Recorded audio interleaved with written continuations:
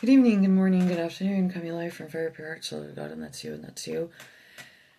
And that's me, and that's me. I hope all will be, all will be. Alright, so we're going to discuss some things that, and I need to, make sure I can explain it properly before it's misunderstood and used in the wrong capacity. Because it is a superpower. It's a superpower with Creator God, Mother Earth, the universe, the connection to your ancestry, your history, your DNA, what you're made of, why you were here now in 2026,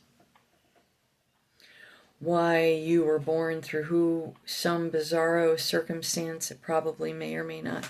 You don't think it should have happened, but it did. Been there back when I was young, wondering what is going on.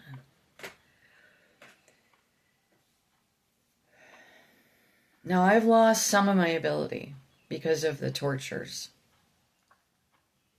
with the doctors and stuff, going in, having a panic attack, having legitimate reports of harassment and stalking and proof, and them locking me away for weeks on end to just poke around on me. 2-3 weeks at a time. That's happened twice, plus a couple more times here. This was their last run at dissecting me like a specimen, like a guinea pig, is this. And I could have got out of the hospital sooner if I had just given them my blood, because that's really what they wanted. They love my blood. My blood has extra stuff going on in it, because it's the one blood type that is the rarest, and they want it. We're going to talk about what's traditionally considered, sixth sense, intuition, your ability to navigate. Examples that are usually given are on the order of the Aboriginal people. They were very keen, very, it was like thousands and thousands of years, no maps, no nothing. They just strictly went by there's a mineral in our brain. It's the crystal. There's a crystal. I'm not going to say it right. I'm not going to have any of this right. So you're going to have to look all that up on your own. We are born with it. It is extracted or abused out of us. Everyone has a sixth sense intuitive ability. The key, the real big key, is how do you use it, or do you not use it? Second, if you really want to see stuff get done and changed and shifted, and this has nothing to do with your selfish wishes. I do not discuss abundance much. I do not discuss things of that nature, because there's a major misuse, abuse, and misunderstanding. God does bless people. Some people are filthy rich and they never know the difference. And maybe they're good people. Maybe they're not doing it the wrong way. It's this, though.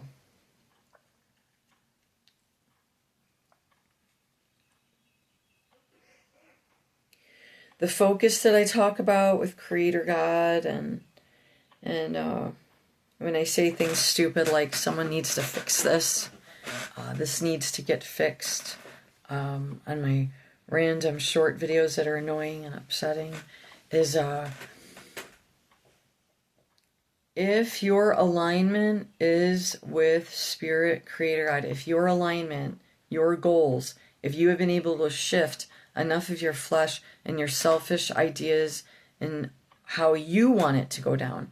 And when I mean really selfish, what I mean by selfish is you are controlling, manipulating, and recreating things how you want, regardless of how many people it hurts. That's not the kind of intuition or focus or drive or anything that we want to work in. We don't want to work in any of those capacities.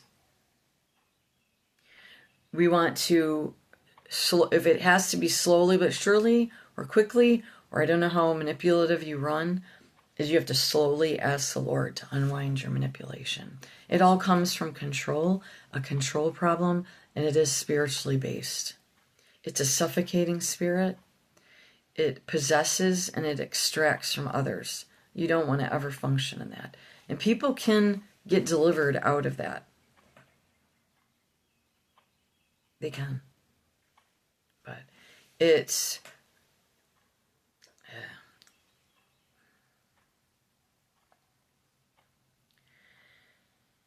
it's case by case with God. But it has to mostly do with your free will and your stubbornness and the sense of you think you're all that in a bag of chips. It's this. If you want to see real change in the world, society, community around you, you get aligned with God's will. And I mean it. You will see mountains move. Now that didn't... nowhere in those areas have I said it's going to be easy. Or that you would have like a really easy road with very little resistance. I don't feel like I'm even getting close to this. I'm not. It's very important that you start to tap into your, if we want to call it the sixth sense, your intuition with your creator, with God's source. One wonderful way of doing that is being out in nature with no technology and connecting in the moment as much as possible. We're going to go back, we might go forward a little bit. In our minds, it depends on how much you multitask in your brain, how many area regions of your brain you actually use, how many things that you can actually keep track of up here and still function and then go about your daily deeds or your daily chores, your jobs, your projects, your work, but you still have room for these abilities. Now they have been trying to breed out the intuition so that the work-slave population was fully reliant on the system. There is enough intuitives worldwide for us to change this planet. We don't have to scream in the streets. That's good in some instances. And we don't even really have to scream online, but it's important that you do so, as of right now for America. Oh, we're going to be the biggest shame of the entire planet. We are. But it's not over. You talk about a form of humiliation practices. We are going to be torched. Now I'm tapping into my intuition abilities. God, this destruction of America is not over. And I hate to say it, but there's really not very many places to flee in America. Like, I'm not saying there's not maybe some remote spots you could find to kind of maybe get a little more peace for a minute, but it's torched. It's over. So it has to happen. It cannot go on this basis of lies and deception.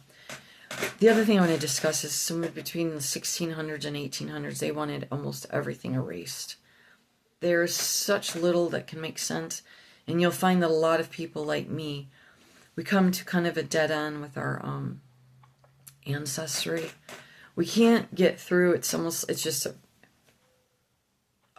gone. Our history is just gone.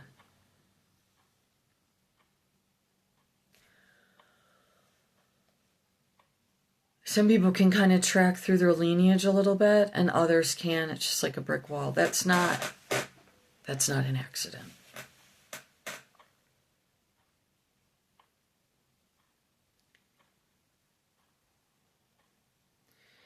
Okay, so what's the other thing? Well, I'm poor. I'm living in my car. I'm using this as an example. We need the money right now. Yeah, you probably do, and I've been there too, and we could be there again soon. There must be something else that God wants you to focus on, and then He'll take care of helping you be led to the money, to where you need to seek work or whatever. That's where the intuition comes in.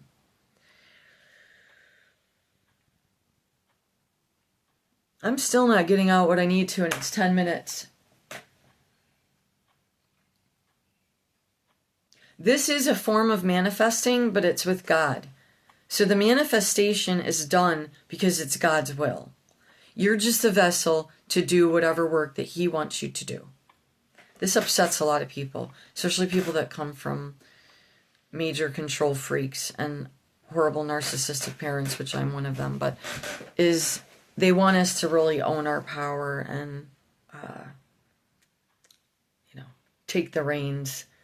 And then if some of us dive into this spiritual place, I don't have a choice in the matter. I was born to be like a form of a spiritual advisor or a warner or intuitive warner, more or less, about events and things that people need to watch out for, or we would land where we are right now in America. Vaccines and all of those disrupt the areas of the brain here, the brain stem, up in, all of it. There's calcification that's done through fluoride. This is all to eliminate people's intuition. So how do we rebuild or regrow our intuition? You can. You can. God is a miracle worker. But when we don't use parts of our brain, or even like parts of our body, as we know, what happens to our body? We get out of shape and our shape gets sloppy. And things like that. So we have to use the brain, you know what I mean? Or it will start to die off. Over the years, from when I was young and all of that was cut out of me from the abuse, was fragmented, was that my intuition is actually growing and growing more and more every day with age. So from whatever point I was able to finally shift out of seeing it how I wanted to see it and how I wanted it to go down, because I wanted to follow Jesus, but yet there was still this thing like, well, yeah, but wouldn't this be a better way? Like as if I was a co-pilot, which for me, I had to get in the back seat. So Jesus is in the pilot seat and I'm in behind him. And I just kind of, whenever he tells me to jump out with the parachute, I jump out with the parachute. And I hope that makes sense to someone, but you can also ask for your intuition to guide you through to understand how to translate what I'm saying. What I'm saying is that we can move mountains together simply by a proper focus and a manifestation through Creator God's will, not ours, through us. Is this making any sense? So the more we eliminate our interruption of what we think is a good idea, and we allow spirit force, spirit energy, miracles to unite us and bring about the change, there won't be a need for as much of this. It will just happen with God. The exposure and the proper healing and outcome will happen. But you know what? It won't. It will not happen with friction and constant bumping heads of the situation. This creates the static, crazy, and then nothing can settle down, fit together, be exposed, come out, and the light is there. Is this making sense? Probably not.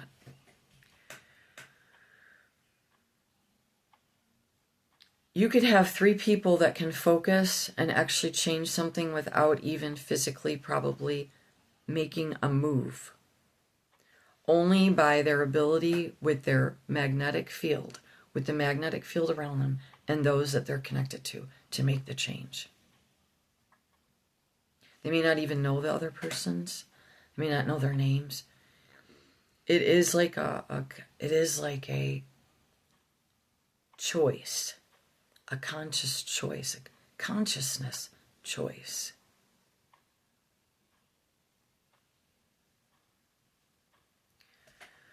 So,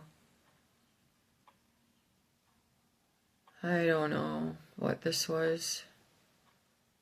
I hope it helps someone. What I'm trying to say is there's not enough pure focus. Pure focus with God, Creator. And when I say God, Creator, that is enveloping all of the mother, father, children, ancestors, other mystical phenomenons and things that we know are there. But then we also have to remember there's the dark side. The dark side of the moon does not want you using your intuition at all. They want you reliant on government, other groups, other ministers, other people. I want you dependent on you with Creator God, completely alone. Just you and Creator God, your mother, your father, however you can handle it for now. If you got trouble with the male Godhead and you need to focus in on the mother love, the motherly of spirit, that's all you got to do. If you were abandoned and you feel abused and misunderstood by both mother and father, you have a lot more work to do than the average that was raised with at least one decently, and I'm not even saying perfect, decently solid parent who tried to help the child become independent, learn skills, and become autonomous. If they came from an excessive control, that they tried to at least instill autonomy and that the child learned an independent intuition between them and God alone and nobody else.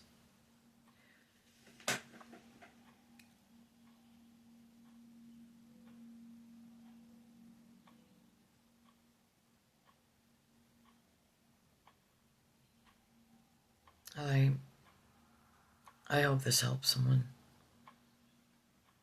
But we can help a whole bunch of people.